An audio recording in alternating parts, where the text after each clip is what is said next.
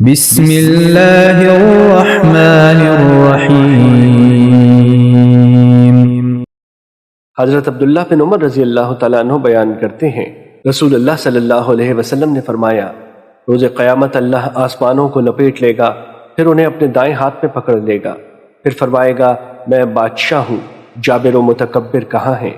پھر وہ زمینوں کو اپنے بائیں ہاتھ میں لپیٹ لے گا، ایک دوسری روایت میں ہے ان کو اپنے دوسرے ہاتھ میں لے لے گا، پھر فرمائے گا میں بادشاہ ہوں، جابر و متکبر کہاں ہیں؟ مشکات المصابیح حدیث نمبر 5523۔ حضرت ابو سعید خدری رضی اللہ تعالیٰ عنہ بیان کرتے ہیں، رسول اللہ صلی اللہ علیہ وسلم نے فرمایا، میں کیسے خوش رہ سکتا ہوں جبکہ سور پھونکنے والے نے اس سور کو اپنے منہ کے ساتھ لگا رکھا ہے، اپنے کان اور اپنی پیشانی کو جھکا رکھا ہے، اور وہ انتظار کر رہا ہے کہ اسے پھونک مارنے کا کب حکم ملتا ہے۔ صحابہ کرام نے عرض کیا، اللہ کے رسول، آپ ہمیں کیا حکم فرماتے ہیں؟ آپ نے فرمایا، کہو ہمارے لیے اللہ کافی ہے اور وہ بہترین کارساز ہے۔ مشکات المصابیح حدیث نمبر 5527۔